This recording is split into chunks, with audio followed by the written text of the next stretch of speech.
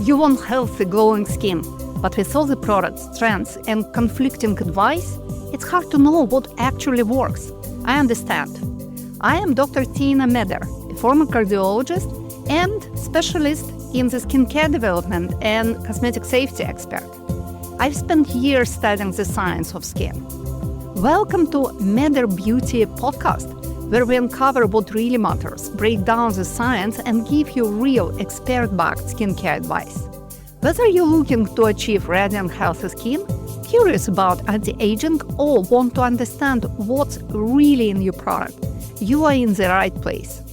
Rooted in science and the truth about what your skin actually needs, we'll have in-depth conversations with leading dermatologists, medical experts, and skincare brand founders to bring you the latest innovations, evidence-based insights, and industry secrets that truly make a difference.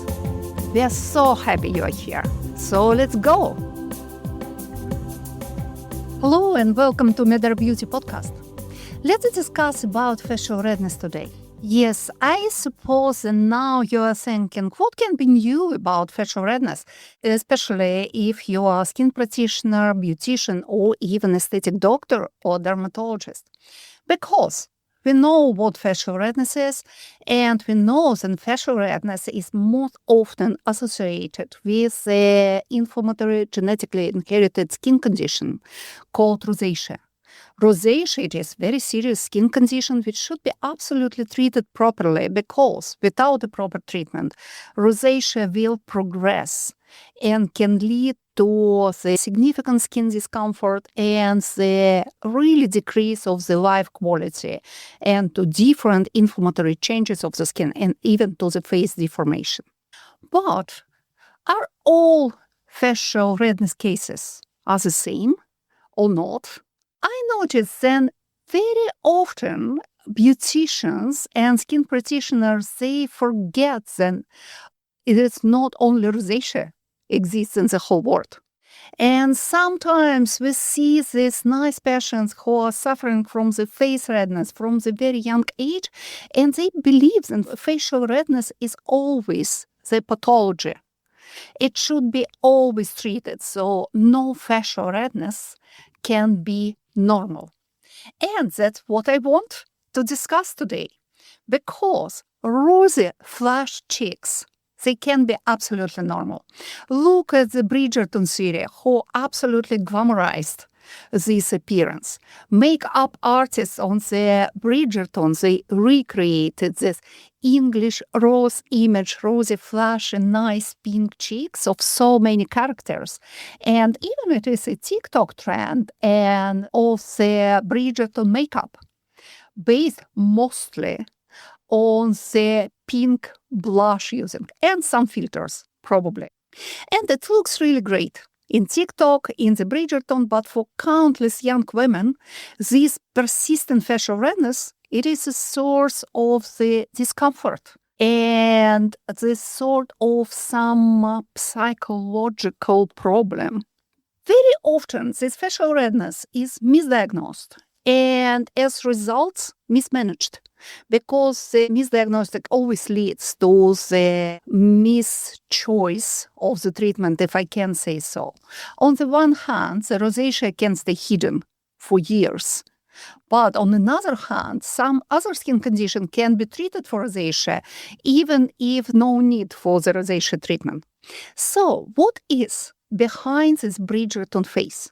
That's a very specific and kind of common skin condition called Erythema persistens faciei.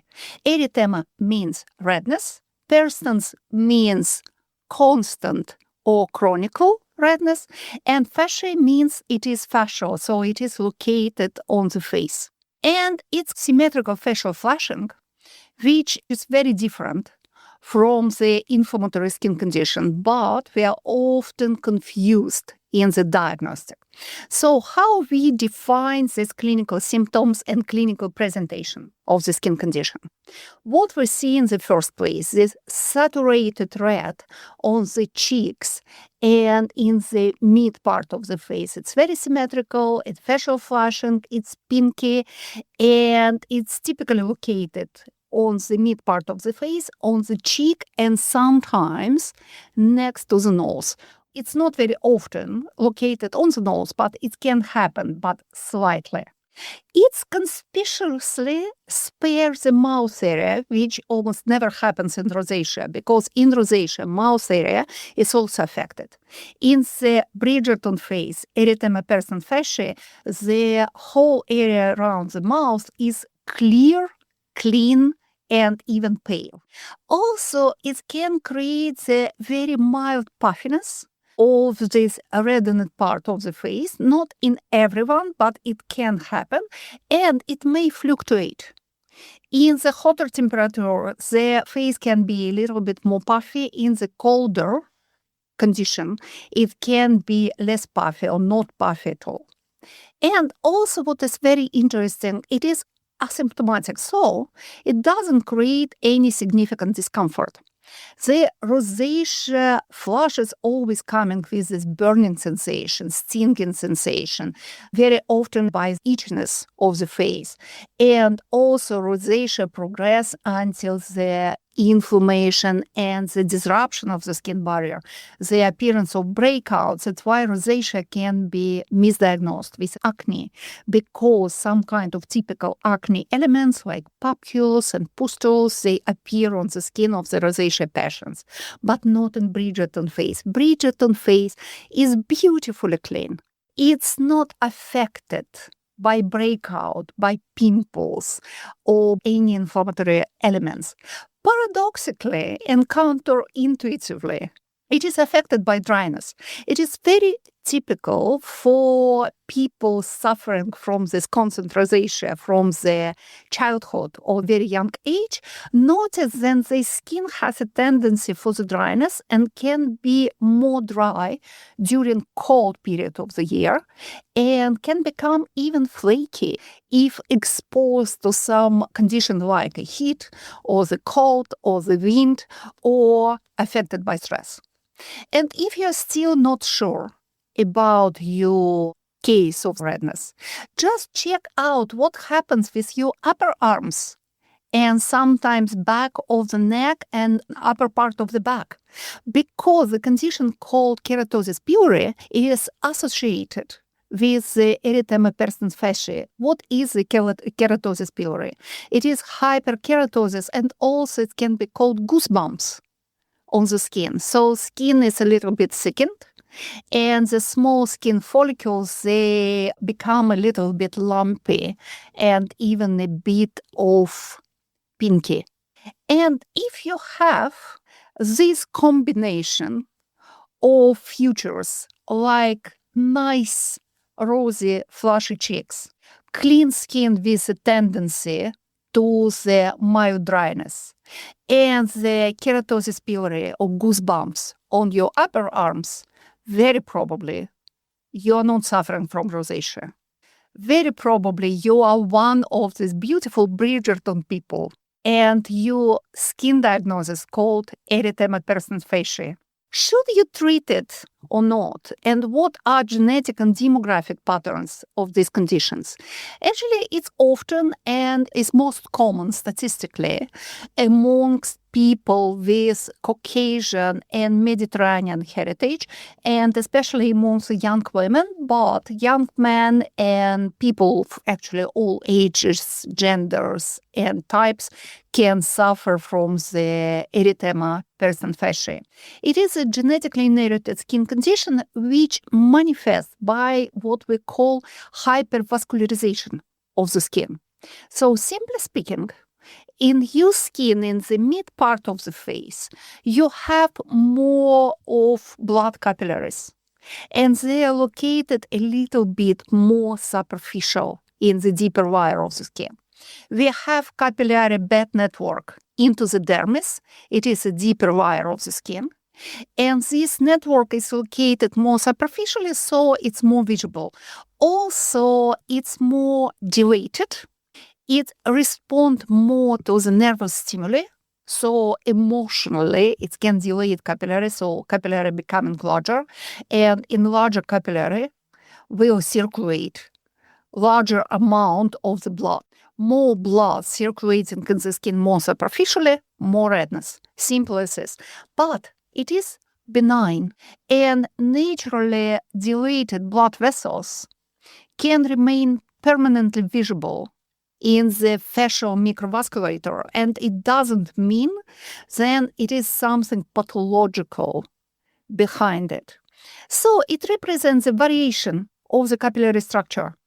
It's inherited from your family. It's your family story speaking from your skin. So it is not a pathology. It is your skin architecture. Why it is so important to understand what is behind your face redness?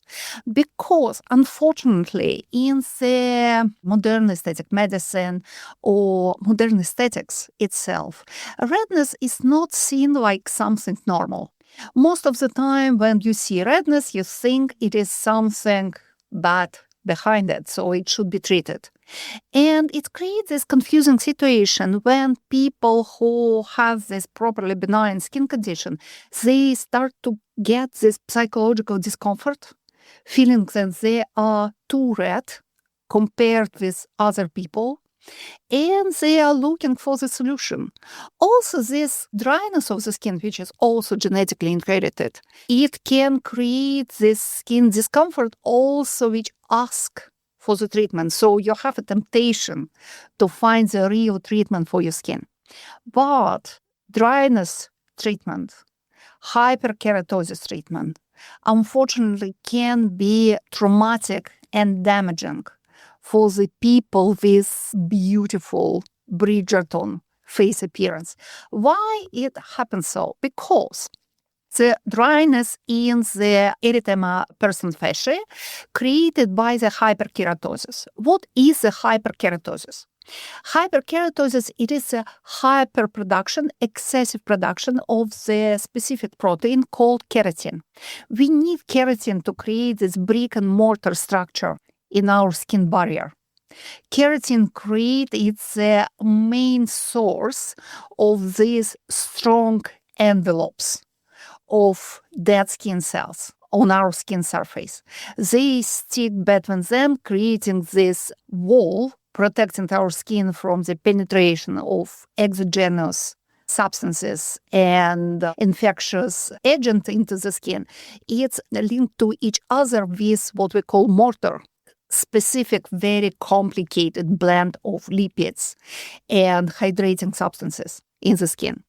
But these bricks created by keratin, we need them for the skin protection. But sometimes our skin produces too much of keratin, so we have too much of bricks on the skin surface.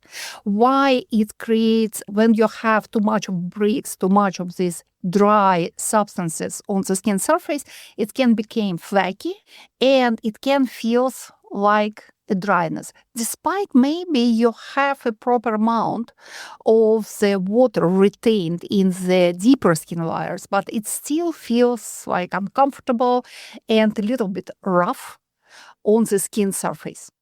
The traditional treatment of the hyperkeratosis of the skin called exfoliation.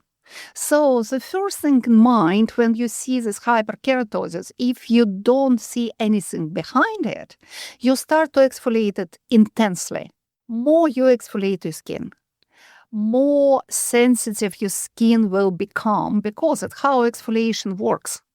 You take a few layers of the skin surface and your nerve receptors, they are more open to the different kind of stimulation, so you get the skin sensitivity.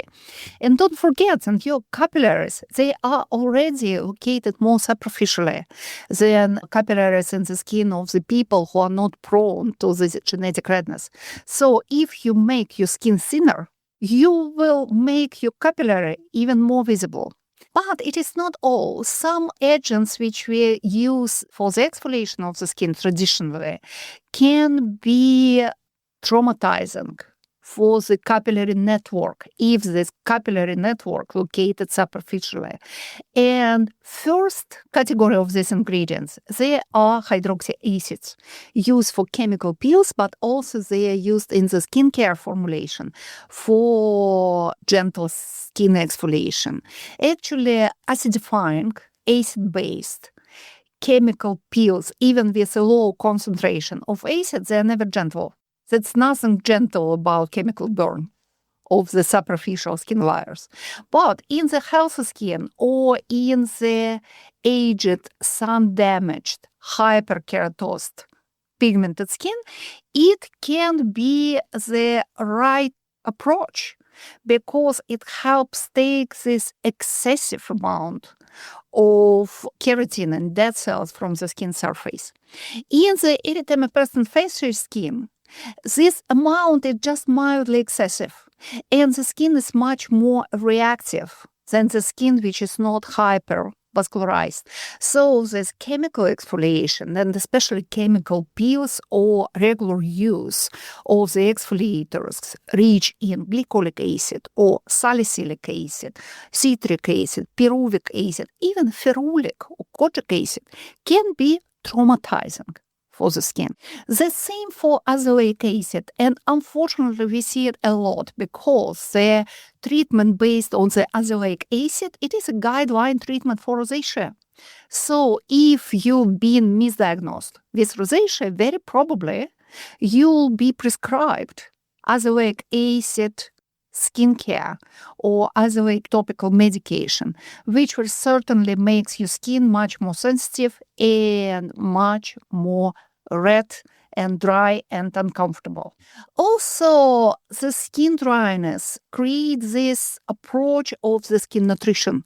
So very often people suffering from this mild skin dryness, they are prescribed with very rich in lipids moisturizers, and especially moisturizers based on the mineral oil, because mineral oil is nothing bad about mineral oil. It's a great ingredients, very inert, neutral, and helpful for people suffering from the genetic skin dryness related to the lipid deficiency. The problem is that in erythema persistent faciei, in Bridgerton phase, there are no lipids deficiency.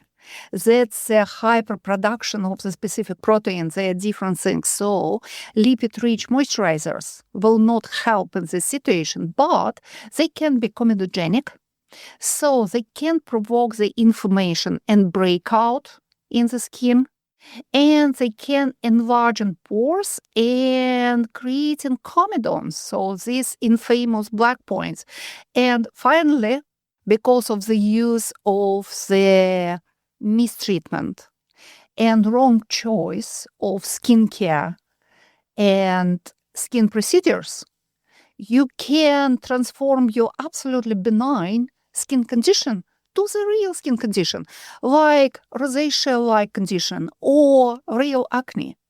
So it is very important to diagnose it properly because it can create really the cascade, the waterfall of problem. Also, sometimes people suffering from this constant redness of the face can be prescribed with laser therapy and laser treatment, which is not the good choice for this case as well, because it targets visible vascular manifestation, which is genetically inherited. It's not created by some pathological genetic traits. So there's no need to eliminate or kill these vessels. There's no need to damage this functional capillary network. And unfortunately, these professional treatments and this skincare just promote the redness instead to reduce it. So remember, if your symptoms is a combination of the facial redness, mild skin dryness, pale mouth area, and the goosebumps on the upper arms and maybe neck and the upper part of the back, you should not go for exfoliation. It's not the good choice for you. Laser therapy of the redness or treatment with exfoliating agents or cream. What should be the right approach for the erythema persistent faciei? It is not aggressive intervention. It should be smart, and it should be skincare focused on the support of your skin capillary system. you should not fight your family history. You should embrace it. So how we support and how we stabilize the capillary. I love to describe this skincare in this situation like capillary stabilizing skincare. So our first goal is to stabilize the capillary network and to prevent excessive capillary dilation, and especially to prevent the potential capillary damage, which can be done by some kind of environmental changes like heat and cold and wind and I don't know, sauna or highly intense physical activity. So, simply speaking, we should protect the capillary. How we do it? We have a lot of evidence, then there are some topical actives, topical ingredients, which should be able to interact with the capillary, which should be able to strengthen the capillary walls, the capillary structure, and also prevent the excessive dilation of the capillary. And the best thing about it, they are natural. They are not chemically synthesized. First and probably the most famous ingredient interacting with the capillary network, it is the extract of the horse chestnut.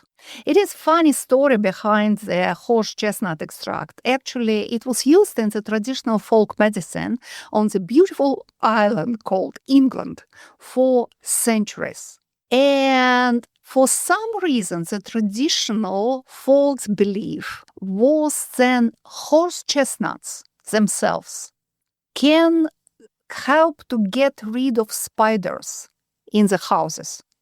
Spoiler alert, nothing scientifically proven about this action.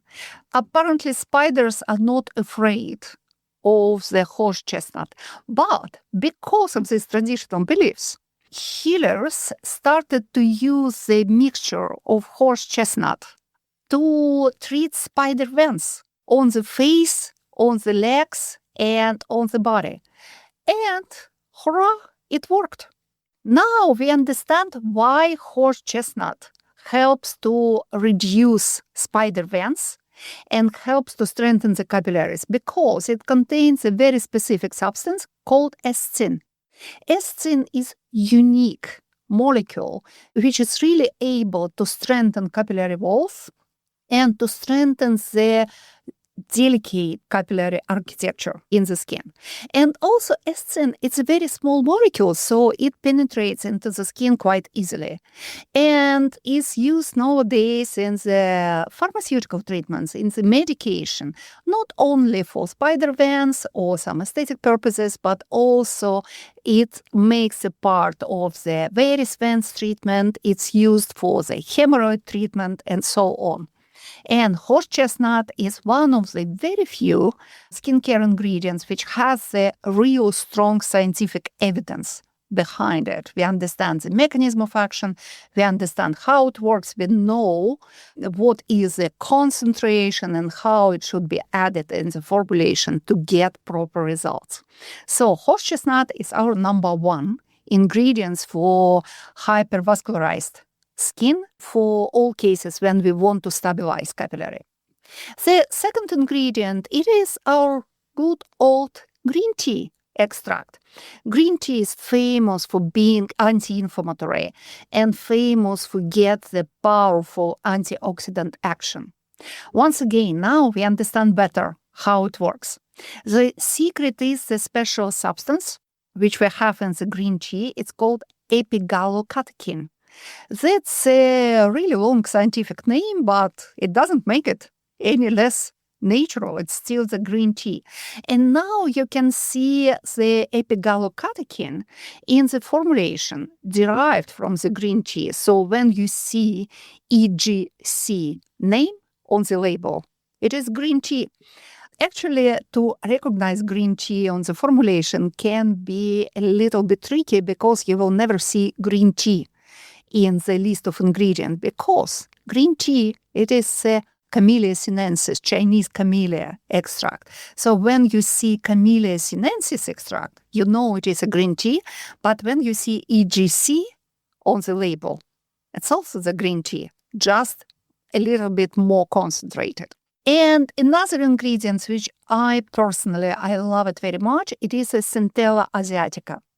I love Centella asiatica. I prefer to use Centella asiatica, which was grown in the Madagascar island, because they have these beautiful plantations of Centella, never treated chemically, and containing a lot of unique substances which able to interact with capillaries and also has very strong anti-inflammatory action. And once again, absolutely natural and safe. Centella asiatica also made the part of the traditional medicine in the South Asian region, and you probably seen it in the product called Sika creams, Sika masks, and so on. So it works on the cicatrization, so it's helped to heal skin after the damage, and it helps to reduce the sensitivity of the skin, and it helps very efficiently to reduce skin redness. So remember, big three: horse chestnut with escin, green tea with epigallocatechin, and Centella asiatica with 4 substances which you can see separately on the label. That would be asiatic acid, medicaso acid, and asiatic acid itself. So 4 substances in the same extract. All of them are very efficient.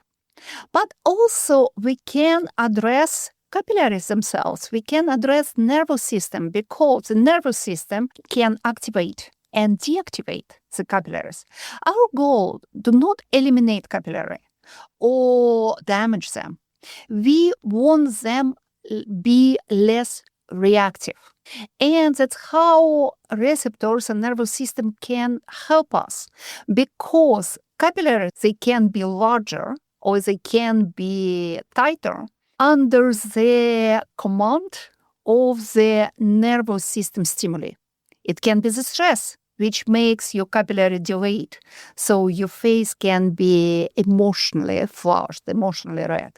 It can be the panic which makes your capillary strengthen and tighten, so you can become really pale instantly. And we can play with these receptors, we can play with the nervous system using special substances which we call now neurotherapeutical. So neurotherapy for the skin. And once again, thanks to the traditional folk medicine for some ingredients which are able to provide us with this action. Actually, the new understanding of the interaction with the nervous system of the skin came from the kingdom of mushrooms. As strange as it can sound, mushrooms using for the communication a lot of the substances which are very similar to biochemical language used by our nervous system in the skin. Yes, it is strange, but we can use it. One of the ingredients which can help to reduce redness quite significantly, and one of my favorite, which I use a lot, it is an extract of mushroom from Norway's forests. And it was used in the traditional folk medicine. It was famous in the Vikings' time because Vikings healers use this mushroom called northern truffle, or scientifically albatross, as a local painkiller. In the modern medicine, this painkilling action is not strong enough. Probably for Vikings it was good, but not for modern women who still feel the pain. But it makes you feel more comfortable after the application, and it interacts with the special receptors responsible for the face redness. And this mushroom extract is able to bind about 30% of these redness receptors, reducing the redness significantly after the first days of the application. So, if you are uncomfortable about the level of your facial redness, you still can use skincare products based on this mushroom albatross northern truffle extract. We have them, we use them in our Redopax formulation. Also, what you need for this smart approach to use skincare in case of the erythema persistent faciei to control better your nice Bridgerton fascias, it is a smart hydration, which should not be based on the rich lipid-based moisturizers. Because remember, your skin is not deficient in lipids, so you should not overfeed, overnourish your skin surface with lipids. All you need is improve the water holding ability of the skin barrier and help your skin to maintain hydration and the smooth skin texture. What we can use for it? We are using, I'm always recommend to use lightweight products for the skin hydration, which the part of this product, they're always what we call water magnets. They are hydrophilic, water-loving substances which helps to retain moisture, to retain water molecules on the skin surface. The most famous amongst them, it is probably hyaluronic acid. But also we can use not only hyaluronic acid, but glycerin. Yeah, it sounds not very romantic, but glycerin, it is a great substance, and we have a lot of vegetable glycerin, which works beautifully on the skin. Also, both of them, hyaluronic acid and glycerin, they are epigenetically active, so they can activate some skin genes responsible for the water holding capacities of the skin. So make your skin better moisturized genetically, not only superficially. So it's literally can learn your skin how to retain the water, not to replace this function of the skin. So hyaluronic acid, glycerin, but also carrageenan. Most of the time carrageenan is derived from the algae called Chondrus crispi and Chondrus crispus. It's a great Irish moss which has a lot of water retaining abilities. Also, they can be used different kind of aloe vera leaf juice extract and some other substances helping to moisturize, hydrate the skin, and improve its water holding ability. Instead of heavy lipids, instead of mineral oil or some heavy rich oils and butter, we recommend to use some natural skin identical substances to improve the water holding ability of the skin and help to recreate this lipid mantle, the very important part of the skin barrier. I love to recommend a product based on the lecithin. Lecithin is a specific phospholipid. You have a lot of lecithin in the egg yolks, but also we have lecithin in our skin. It helps to protect the skin and also it helps to retain the water on the skin surface. Another category of ingredients, they are ceramides, very trendy in the last decades, amazing ingredients. They are not only hydrating the skin, they also make the skin surface more smooth and, if I can say, plastic, leading to more of plasticity of the skin. Also, ceramides are anti-inflammatory. So ceramides, they are used as key ingredients in the skincare and treatment addressing atopic dermatitis and some of the skin condition related to the high skin sensitivity and inflammation and the skin dryness. But ceramides are very beneficial for the skin with erythema persistens faciei because it naturally protects this hypervascularized capillary network. And squalane, another amazing active molecules which is produced naturally by our body, by our skin cells. And also we can add a little bit of squalane on the skin surface from the topical skincare formulations. What is very important is to remember that squalane can be very different, and I strongly recommend to use only vegetable squalane. The most popular type of squalane, it is squalane derived from the olive oil. Why it is so important? Because squalane is also can be derived from sharks. And unfortunately, for so many years, sharks population suffered a lot because of shark hunting for the beauty industry purposes. So please don't buy product which contains squalane derived from the shark's fat. and shark's liver. We are using now squalane derived from olive oil. Paradoxically, it's a little bit more expensive, but we should do it. And it is amazing skin identical ingredients. So ceramide, squalane, and lecithin, phospholipids, that's another trio, wonderful trio for the skin redness, for Bridgerton faces. And also, obviously, sunscreen. If your skin is hypervascularized, very probably it's more prone to the sun damage because your skin capillary can be easily damaged by sun rays, by the ultraviolet.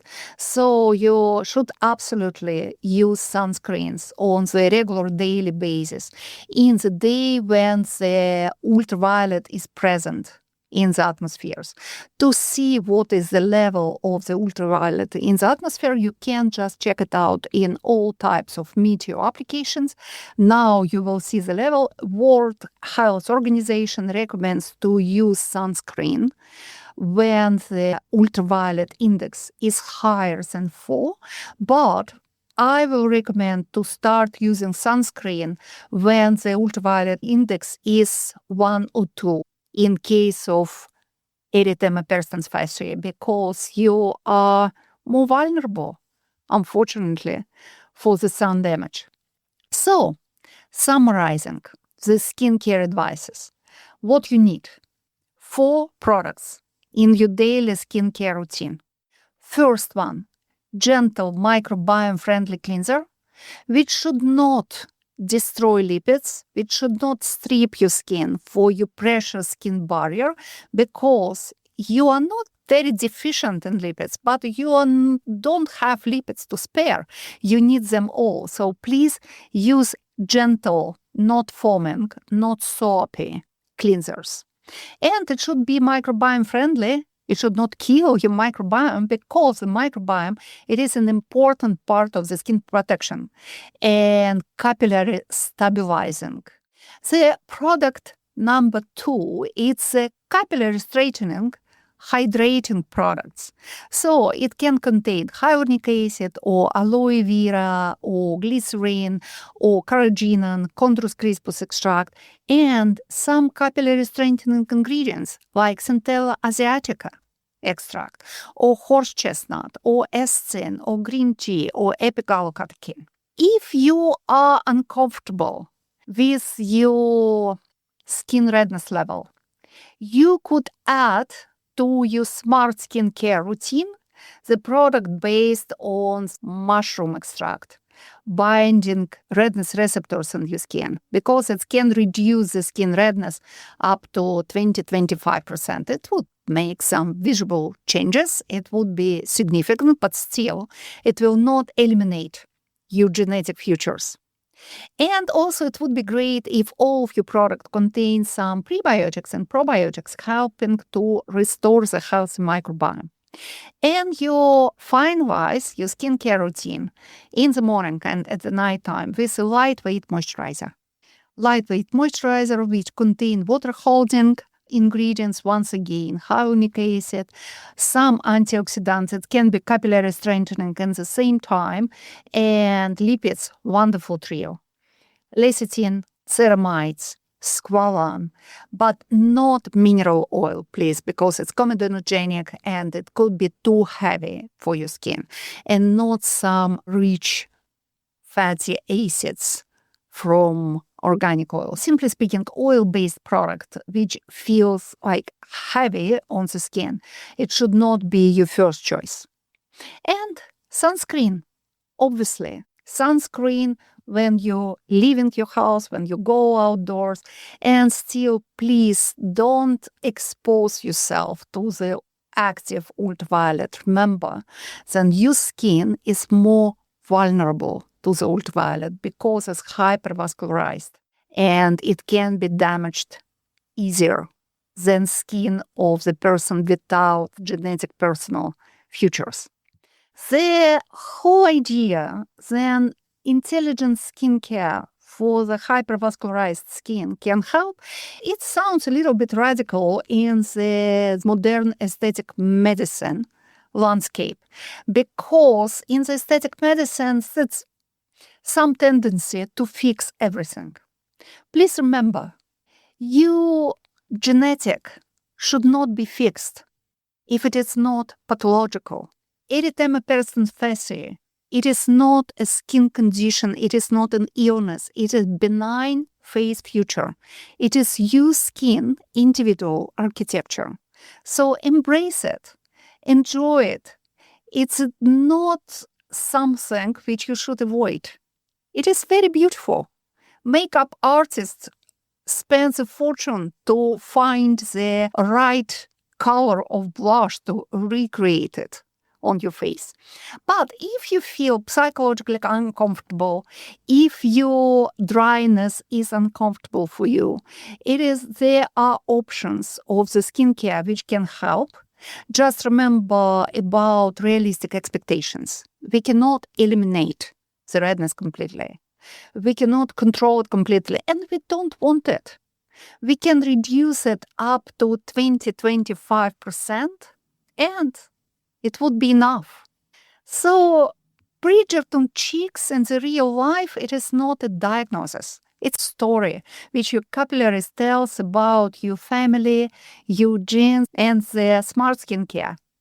The real, modern, scientifically based approach to the skin management is never fighting your story. It embraces your story and helps you live comfortably with it. Remember, you are different and you are beautiful as you are. Thank you for joining us today on the Matter Beauty podcast. If you found this helpful, be sure to subscribe so you never miss an expert skincare tip. Have a question or topic you'd like for me to cover? Send me a message at podcast@matterbeauty.com and let's keep the conversation going. Also, you can visit matterbeauty.com and discover Matter Skincare, which I created. And if you enjoyed the show, I'd love if you left a review. It helps others find the podcast and keeps us growing. Until next time, stay healthy, stay glowing, and take care of your skin.